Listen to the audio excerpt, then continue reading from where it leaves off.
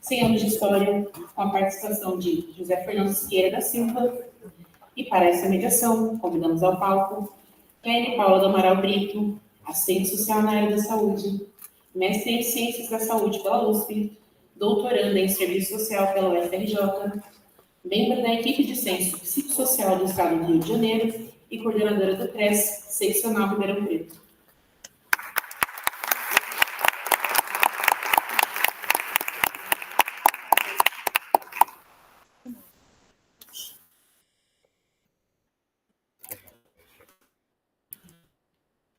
Agradecendo por você começo.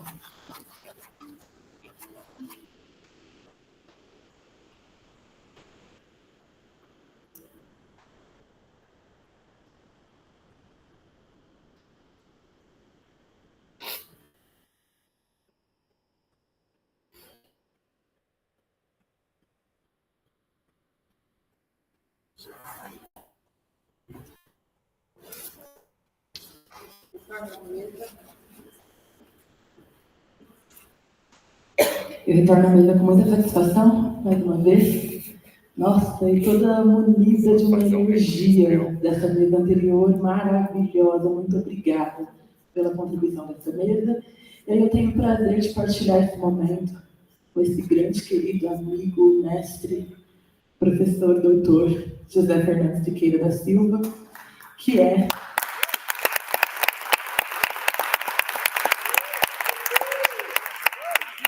professor do Departamento de Serviço Social da Unesp Franca, e do Programa de Pós-Graduação em Serviço Social e Políticas Sociais da Unifesp, assim como da Pós-Graduação em Serviço Social da Unesp, e que coordena o Grupo de Estudos e Pesquisas Marxistas, GPEM.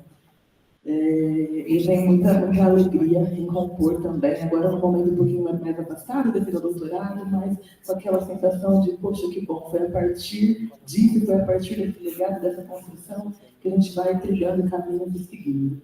E aí, pensando nisso, e fazendo uma conversa prévia com o José Fernando, dado o tempo que nós temos, eu gostaria que, por favor, acho que eu vou me autodescrever novamente, eu sou uma mulher preta, estive agora há pouco na abertura, eu estou com uma bota marrom, um vestido marrom em dois tons, cabelo crespo, preto, com algumas mechas loiras, sei lá, e crespo e solto, tá?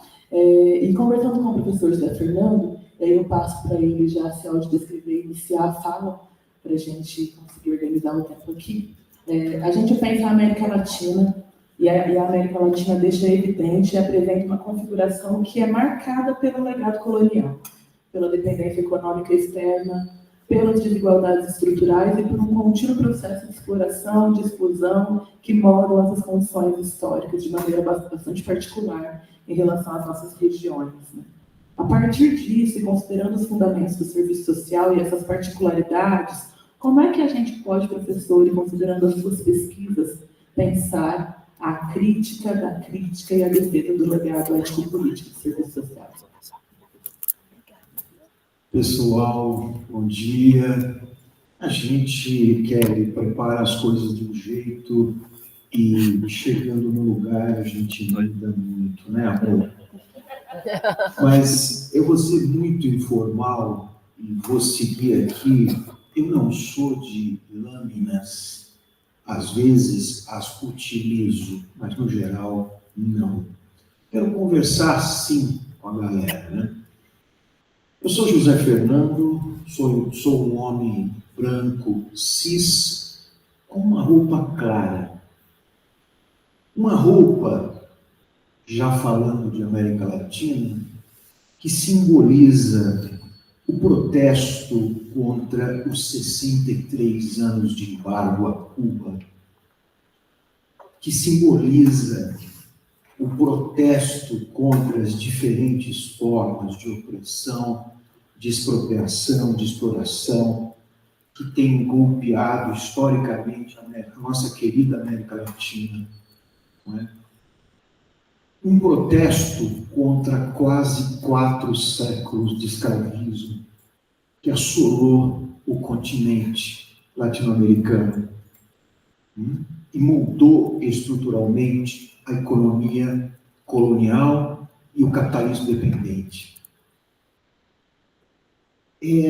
Quero convidar vocês, porque essa é a minha obrigação aqui na mesa, né, em ter um pequeno porre de América Latina.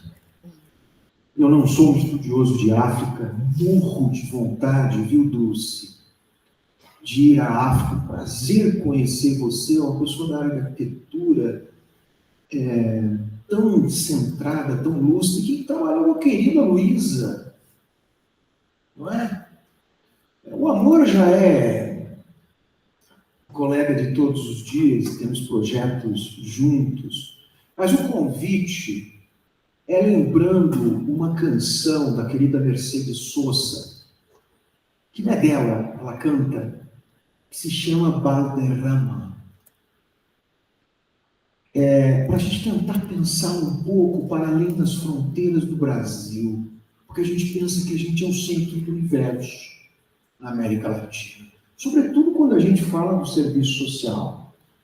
Mas a canção é tão linda porque fala de um lugarzinho próximo dos Andes, na região de Tucumã, norte da Argentina, que de portenho não tem nada, porque é uma mescla de culturas, sobretudo de influência quechua, né, que articula Bolívia, norte do Chile, uma parte do Chile, uma parte da Argentina.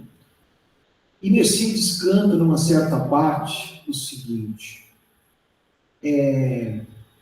em cada vaso de vinho tiembla el lucero de alba. Em cada copo de vinho treme o horizonte, o amanhecer. Não é? A coisa linda eu acho que se muita gente se encontra em África, eu me encontrei nos Andes.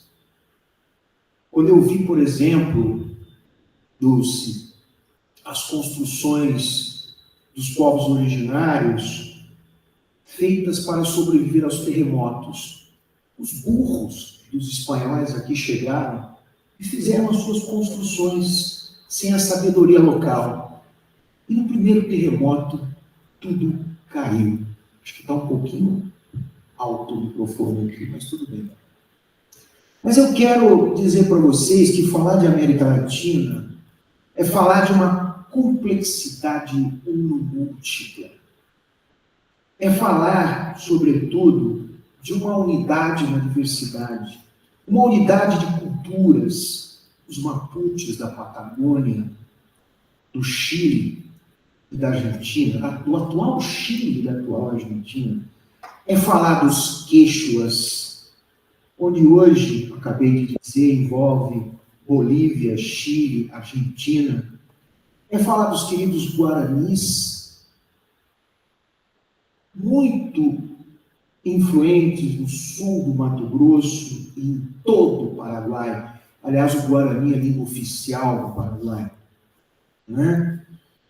É falar disso não como algo idílico, como um certo romantismo, mas é falar disso, como diz, amor, o querido Marx, lá na população originária do Capital, como um cenário tecido a ferro e fogo, com destruição, violência, submissão, mas também com resistências importantes. Eu acho que esse aspecto é essencial, porque a América Latina, naquele mapa indicado pelo Amor Monteiro, né, ela, na verdade, sempre foi funcional à acumulação originária do capital. O extrativismo é parte da genética da economia colonial e constituinte da economia dependente, economicamente, socialmente, culturalmente. Aí se insere o imperialismo, ou os imperialismos. Como sempre nos disse Lenin. Sim, o camarada Lenin era um dos poucos que na Internacional dizia que o imperialismo jogava contra a classe trabalhadora e a unidade da classe trabalhadora internacional. Um dos poucos, naquela época, que falava contra. Quem quiser, dá uma olhadinha lá no imperialismo, a fase superior do capitalismo, que vocês vão ver o que o Lenin fala sobre isso. Então, muito rapidamente, essa é a América Latina, diversa, complexa, una, múltipla. Uma complexidade em movimento. O serviço social, eu quero gastar mais tempo com o serviço social aqui, não é? O serviço social não entra nos primórdios, na gênese da ordem mercantilista e capitalista. O serviço social vai conversar com toda essa encrenca a partir da chamada ordem monopólica do capital. Nós estamos falando aí, sobretudo, na transição do século XIX para o século XX. Como foi muito bem dito aqui, tanto pela Dulce quanto pelo Amor, essa conversa não nasce na cabeça ilustrada de algumas damas de caridade que um dia resolveram conversar com os pobres. O serviço social é uma das complexas respostas objetivas numa dada fase da acumulação capitalista monopolista para lidar com um conjunto de lutas, um conjunto extremamente de lutas sociais que se objetivaram no final do século XIX como luta de classes, na tentativa de responder a um conjunto de demandas genuinamente postas pela classe trabalhadora na sua amplíssima diversidade. O serviço social é uma profissão inserida na divisão do trabalho, como diz a querida Marilda Yamamoto.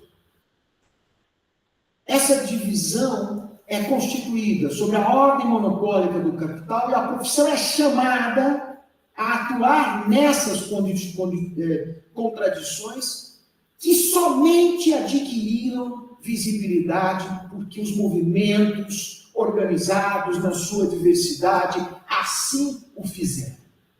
É preciso deixar isso muito nítido. Não existe benevolência nessa relação. Como diz a Dulce, é uma relação de controle. Tanto que a nossa gênese, é preciso dizer isso, só para não me perder, pensando nos 100 anos do Serviço Social da América Latina, e isso vale para o mundo, não só para a América Latina, a nossa gênese, sobretudo a partir dos anos 20 do século XX, teve 3 grandes referências para pensar o serviço social. A primeira delas, a tradição católica neotomista,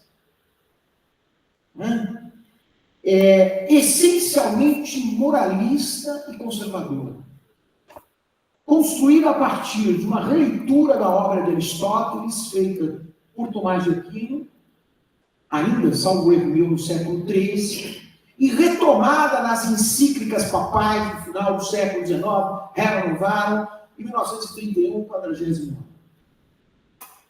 Mas ela teve uma outra tradição, não separada dessa, articulada a essa, que é a tradição médico-higienista, fortemente articulada a noção de profilaxia, higienização, limpeza, repressão social, controle. Essa foi uma segunda concepção articulada.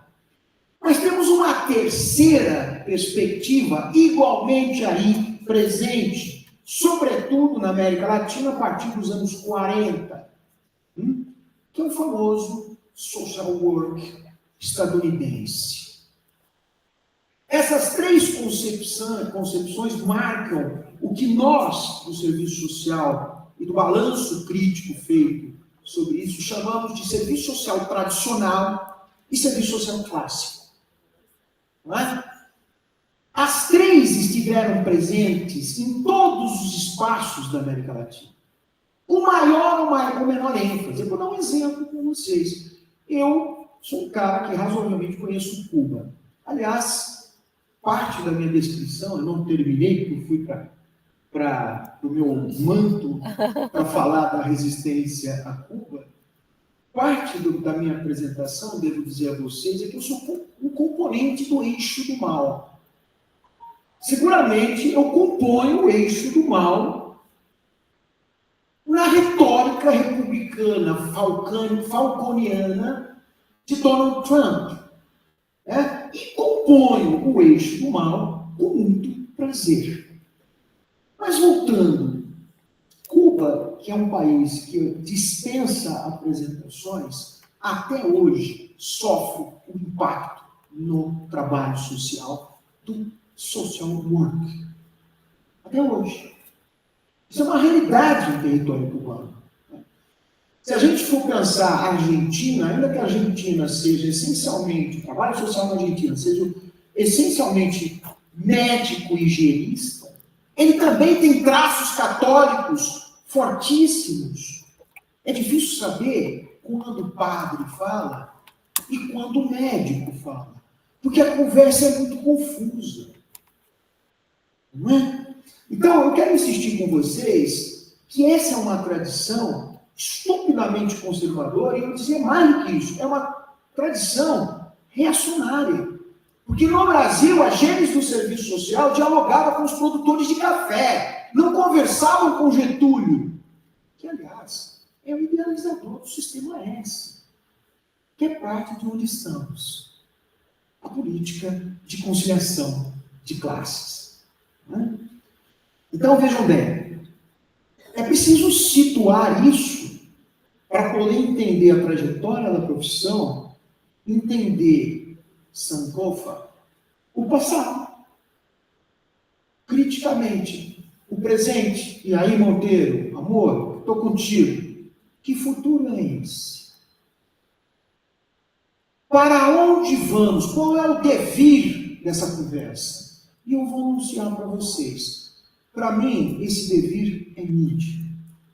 Inclusive fazendo um balanço crítico da tradição socialista e comunista no mundo. Balanço crítico necessário. Atenção, eu estou dizendo. Balanço crítico necessário. O nosso futuro é o futuro da transição socialista. E é a crítica a um modelo de economia política centrado na produção e na reprodução do capital, como diz Lúcio, extrativista.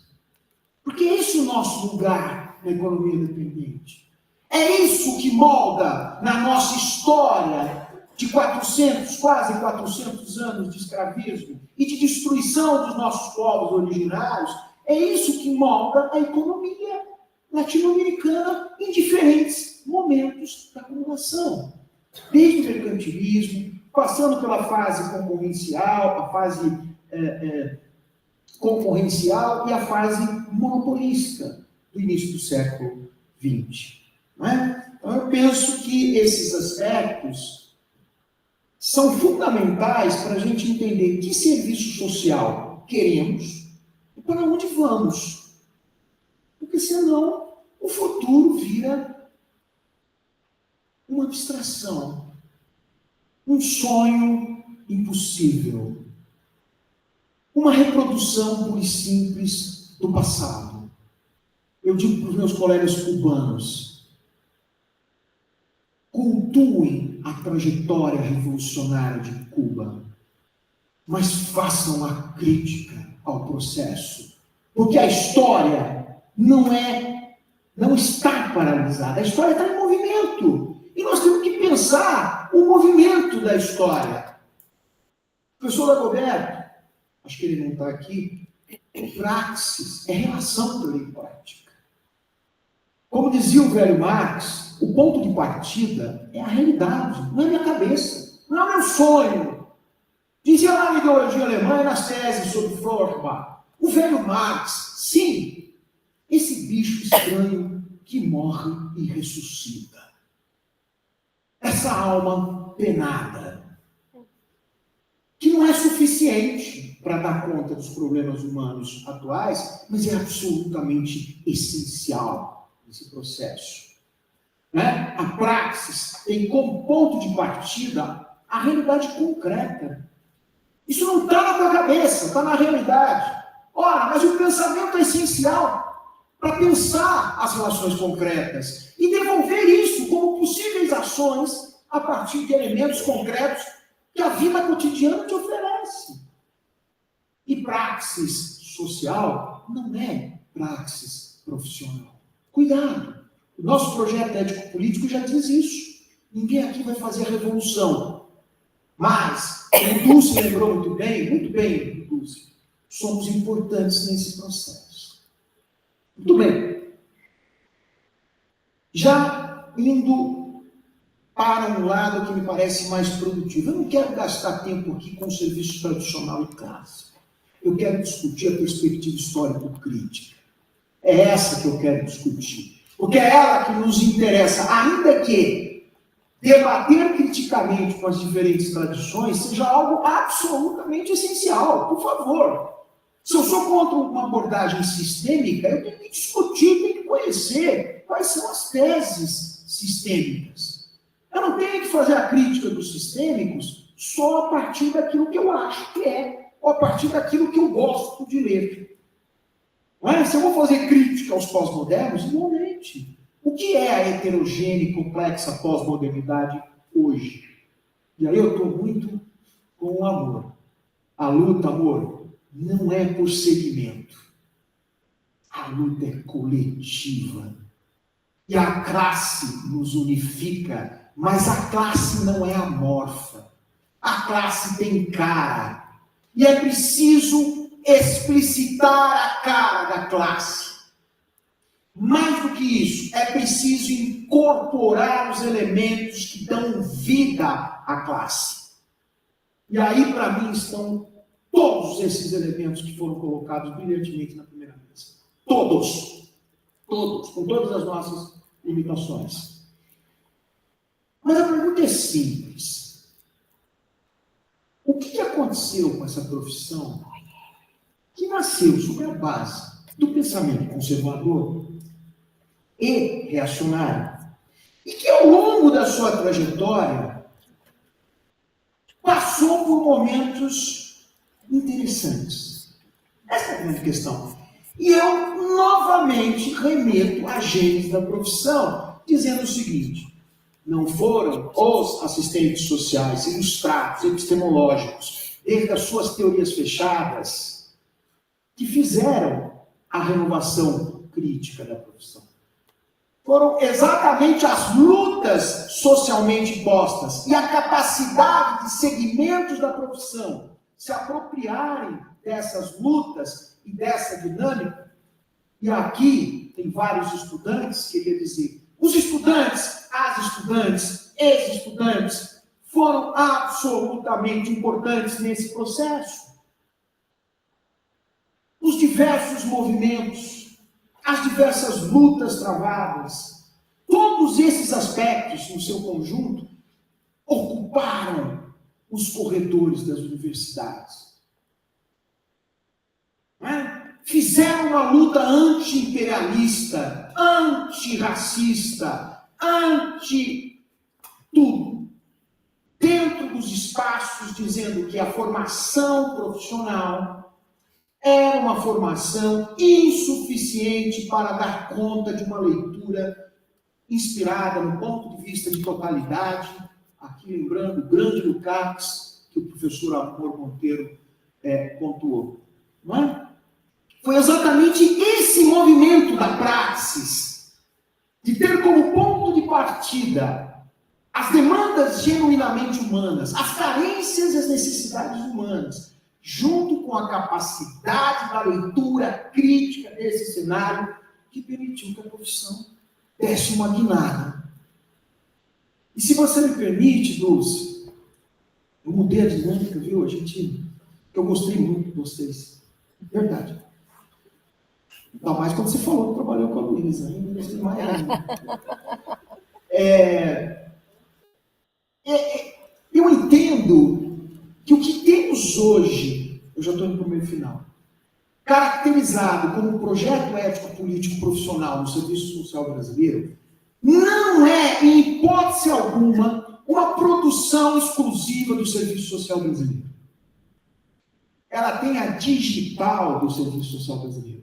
Mas ela é um produto de um longo processo de lutas históricas que se objetivaram no continente latino-americano, considerando a diversidade de questões aqui já pontuadas, eu não vou repeti-las, considerando aquilo que denominamos a partir de um conceito conservador do parlamento inglês e o chamamos de questão social, porque essa palavrinha tem uma gênese que não é na esquerda, é uma gênese conservadora, que depois nós oferecemos um tratamento distinto à questão social.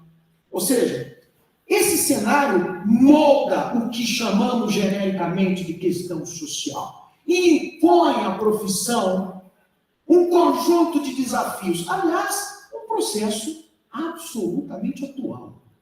Estamos nesse processo. Em outro contexto histórico, em outro momento histórico, mas estamos passando por esse processo.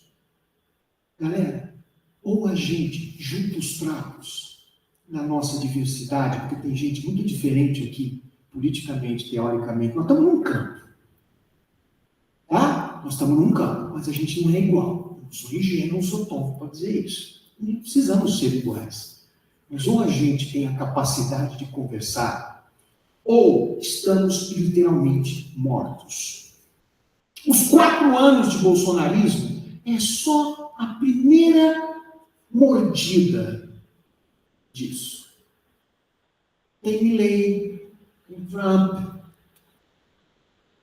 os embargos continuam, a direita voltou na Bolívia, por incompetência dos progressistas. Genocídio em Gaza.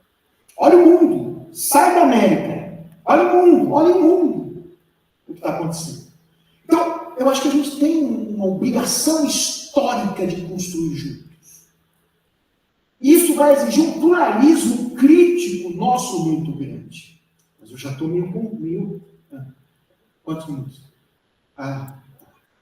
Tranquilo, é que eu sintetizei porque eu estou preocupado com o tempo. Muito bem. Voltando, eu estava dizendo, o projeto ético-político não é algo que nasce do nada, ele nasce de um legado Sankofa, histórico, construído, recuperado criticamente e projetado como direção social estratégica. Esse legado é um legado maravilhoso, é um legado que começou com limitações naquilo que nós chamamos, estou falando no passado recente do serviço social, de movimento de reconceituação na sua ampla diversidade, que abriu a profissão para o debate nas ciências humanas e sociais. Permitiu um forte diálogo da realidade latino-americana no sentido de valorizar as suas próprias experiências, atenção, para pensar os nossos problemas. Vou dar um testemunho aqui para vocês. Escrevi um texto no projeto da querida professora Marilda e Cláudia Mônica sobre a Argentina, junto com a professora Karina Moro, Margarida Roças e mais. E tinha uma revista que se chamava Oi, ele Serviço Social. O nome mudou depois de um tempo para Oi, Trabalho Social. Vocês sabem quais eram os artigos que chegavam para os assistentes sociais latino-americanos, para que eles pudessem pensar o que eles faziam? Artigos literalmente traduzidos do inglês. Ao pé da letra. Não existia sequer um esforço de fazer uma relação com a realidade latino-americana. O que eu estou querendo dizer para vocês? Que na medida em que a gente começa a entender que a gente pode produzir conhecimento, que o ponto de partida para a produção desse conhecimento é a nossa realidade, são as nossas contradições, a gente começa a produzir as coisas nossas. Mas atenção, isso não significa desprezar o resto. Atenção, não é? Eu tenho companheiros na Europa, eu tenho companheiros na Inglaterra, eu tenho companheiros na Alemanha, eu tenho companheiros nos Estados Unidos, eu tenho companheiros no Canadá. Não tenho companheiros na América Latina apenas. Aliás, eu tenho um monte de porcaria na América Latina também. Se vocês quiserem uma prova, visitem a Argentina e visitem a Casa Rosada, que você vai ver aquele montão de merda, desculpem, tá gravando, que é Javier Milei. É um exemplo. Então, eu acho que a gente precisa parar com esse negócio. Nós temos que ver o conteúdo daquilo que a gente incorpora e manter a crítica em tudo que a gente faz. Eu não preciso ler o Marx e achar que eu vou aplicar o Marx como Bíblia hoje. Isso é ridículo. Mas nem o Marx queria isso. Nós temos que fazer mediações para a realidade atual. O que o Marx nos fez foi nos oferecer pistas geniais para pensar o que está acontecendo no mundo capitalista. E ainda assim, um montão de coisa o Marx não alcançou, porque a realidade histórica dele era outra. Na segunda metade do século XIX, capitalismo concorrencial. Horas novas, sem dogmatismos, mas sem bairrismos. De novo, eu estou com amor. O amor está certo. Meu amor, é isso aí. Né? Cara, vou caminhar. Forte rejeição do serviço social tradicional e clássico, forte diálogo com setores comprometidos com a redemocratização política na América Latina, contra as ditaduras empresariais, militares, interlocutores diversos. Olha a nossa gênese. Paulo Freire, os marxismos, a Dulce indicou aqui, os marxismos, do plural, é a heterogênea esquerda católica. A esquerda católica que não se confunde com o cristianismo de libertação, que não se confunde com a teologia da libertação. São coisas articuladas, mas aí uma parte da igreja, naquele contexto histórico de resistência ao regime militar, participou desse processo. Isso por toda a América Latina. No âmbito do serviço social, nós não temos só a experiência de Belo Horizonte, no início dos anos 70, organizada pela querida Leila Lima dos Santos, que eu tive o prazer de conhecer em Vale do Paraíso há poucos dias. Não a conheci. Mas nós tivemos, por exemplo, a própria experiência da escola de Vale do Paraíso durante o governo de Allende. Da Frente Popular, nós tivemos o método Caldas de Colômbia. Isso só para começar a conversa. Resumo. Assistente social brasileiro. Você que ama a tradição histórico-crítica, abaixa a cabeça um pouco, menos arrogância, e olha para a América Latina. Porque essa gente ajudou a lutar. Quando eu falo América Latina, eu não estou excluindo os outros continentes. Estou dizendo o legado latino-americano, que é um legado plural diverso, caracterizado na mesa anterior e caracterizado aqui. Olha para os outros países, conheça os outros países, dialogue com os outros países, porque o que tem de diferente nessa conversa é que depois do processo de redemocratização, o Brasil teve condições objetivas mais adequadas para fazer uma retomada e construir um legado com a nossa digital. Mas isso não foi feito num espaço perdido. Atenção, isso foi feito a partir de um passado construído, que tem a ver com a nossa economia, com os pontos comuns que se construíram na América Latina, na nossa ampla diversidade, porque a Argentina não é o México não é Cuba, Cuba não é Costa Rica não é Nicarágua, Nicarágua não é Venezuela, Venezuela não é Paraguai. Mas nós temos uma unidade, uma certa unidade na diversidade. Já terminando, eu entendo que nós temos alguns desafios atuais nesse legado. E nós temos dois grandes caminhos absolutamente, abre aspas, fáceis. Muito fáceis. Que não é o meu caminho. O primeiro deles é o seguinte: é negar essa tradição crítica hoje e dizer, olha, temos que nos render ao tradicionalismo. Temos que nos render ao que é o serviço social de verdade, entre aspas, como se o serviço social fosse de verdade apenas meramente interventivo. Temos aí grupos que misturam empreendedorismo, ranços religiosos, empoderamento. Dá uma passadinha lá pelas bandas do Paraná que vocês vão encontrar as famosas 23 teses, que são horríveis. É o que tem de pior no serviço social brasileiro atual. Não é? Porque ele não só se propõe a fazer a crítica do melhor, do filé mignon do serviço social brasileiro, como ele recupera o que tem de pior na trajetória brasileira. E se nós conseguirmos fazer o debate que fazemos hoje, que estamos fazendo aqui desde a apresentação, porque esse legado foi construído a ferro e fogo e continua sendo construído e está em movimento. Portanto, como diz Paulo Freire, somos eternos aprendizes. Inclusive eu, como homem branco. Óbvio. Aliás, o porte de América Latina me trouxe um lado indígena absurdo. Por isso que eu quero visitar a África. No momento certo. Mas nós temos um segundo caminho que é tentador. Propor uma defesa bem intencionada desse legado, desse legado histórico crítico, sem reconstruir as mediações com as determinações materiais contemporâneas. Ou seja, o serviço social não precisa fazer a crítica à economia política. A nossa luta é luta por segmento, amor. A nossa luta não precisa da classe. A nossa luta não precisa ser anticapitalista.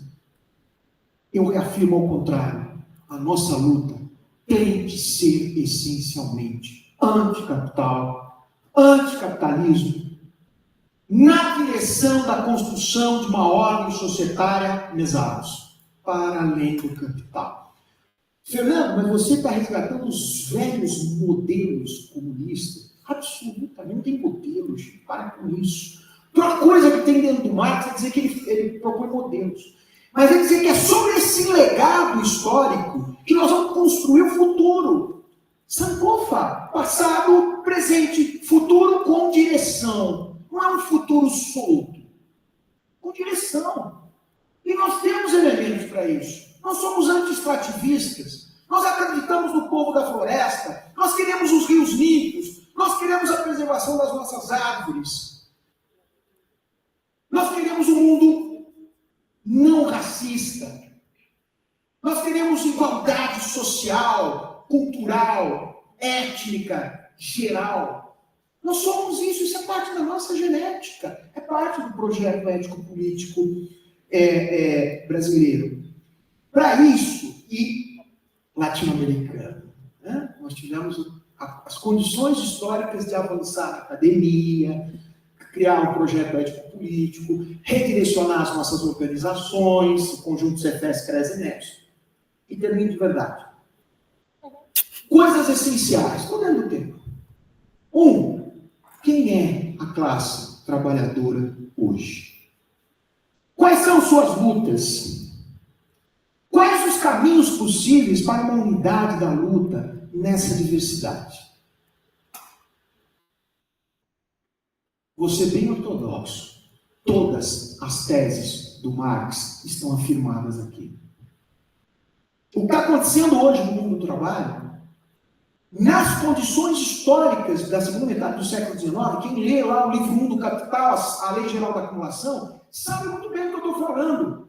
Investimento em capital constante, tendencialmente diminuindo o investimento em capital variável. Portanto, menos força de trabalho, mais exploração, mais intensificação. E é isso que nós estamos vivendo, gente. Agora, nós não temos lá no capital as mediações atuais, nós temos que reconstruir. Isso é obrigação histórica nossa. É nossa obrigação histórica. A classe trabalhadora tem cara, tem marca, tem genética, tem história. Não preciso dizer aqui. Ela é periférica, ela é preferência multinegra. A desigualdade de salário não é só uma desigualdade de classe, é também uma desigualdade marcada por outras determinações que precisam ser visibilizadas e criticadas. Mulheres não ganham a mesma coisa que homens.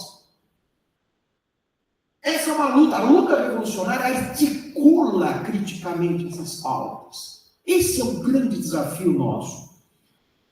A organização de nossas entidades em defesa da categoria em nível nacional, em nível latino-americano, articulado mundialmente.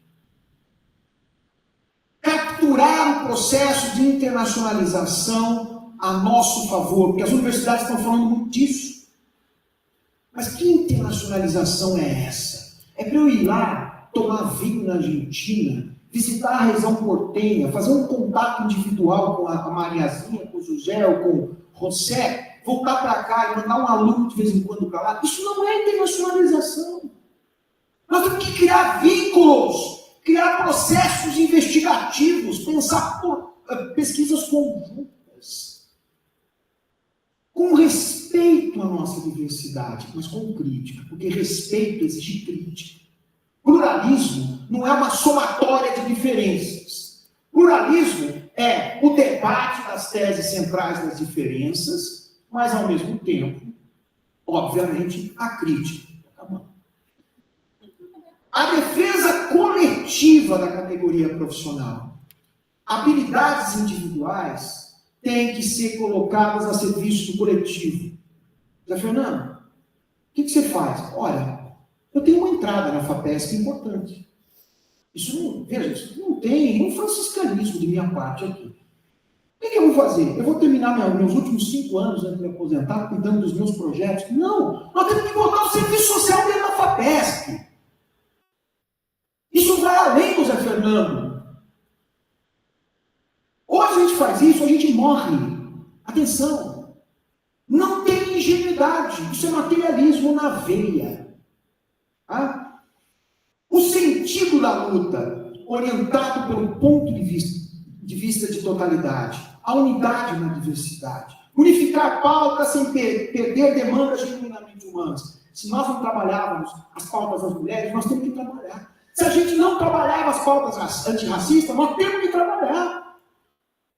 Se a gente não lia determinadas biografias, porque elas estavam ausentes dos nossos cursos, nós temos que incorporar. Isso não significa jogar o resto fora.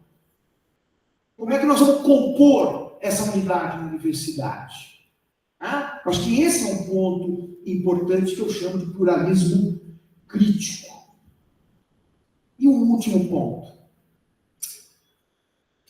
Eu acho que uma coisa que, olha que vocês vão ouvir do Zé Fernando isso.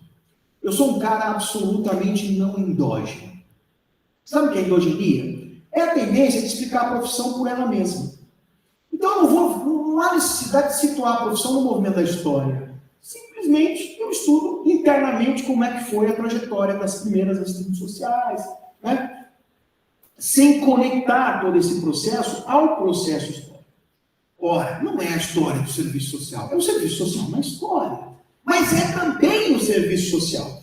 E uma coisa me preocupa hoje. A gente discute tudo, menos o serviço social. A gente não discute os fundamentos do serviço social. Eu tenho que discutir o racismo, eu tenho que discutir as mulheres, eu tenho que discutir o povo da rua, eu tenho que discutir tudo isso, mas eu tenho que discutir junto, não endogenicamente, onde o serviço social entra nessa encrenca. E o que é o histórico crítico do serviço social aí. Isso vai exigir gente que pensa. Eu chamo o seguinte, eu insisto no seguinte, precisamos formar intelectuais. É o mais difícil hoje. Mas Fernando, formar acadêmico? Não, intelectual não é acadêmico. Olha a praxis. Tá, Roberto? Olha a praxis. Não é?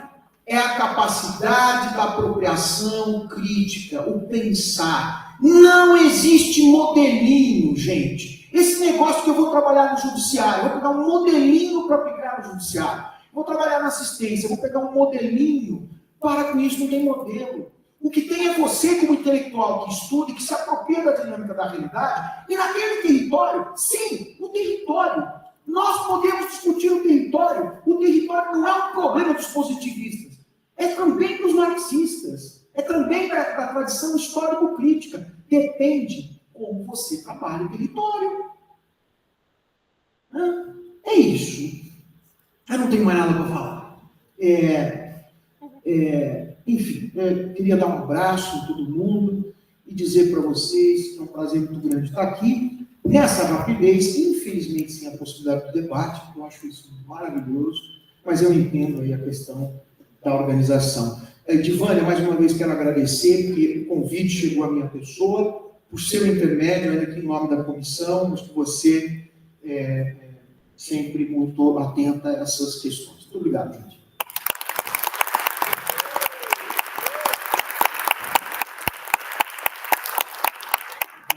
Da Fernanda, na sua intensidade, né? Falando aqui do real, ele nos leva a pensar nesse legado colonial, divisão internacional do trabalho, divisão social, sexual, racial, internacional do trabalho, a reprodução do modelo colonial, mas principalmente pensar nos impactos do imperialismo e a continuidade desse mesmo modelo colonial e a necessidade da luta revolucionária, né? Acho que o convite é esse, a necessidade e a urgência é essa. E aí eu fecho agradecendo o SESC, a PUC, a Unesp, a ABEPS, a Unifesp, CBCIS por esse momento tão importante. E mais uma vez a Confissão Evaristo dizendo, nossos passos vêm de longe, superar e carregar as dores e as lutas dos nossos ancestrais e transformar isso em força para seguir em frente. Uhul!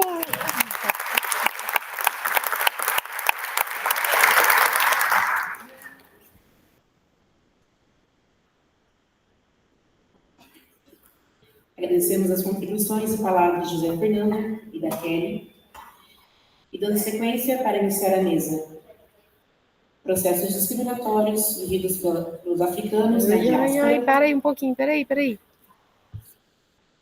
Alessandro, só um segundinho, porque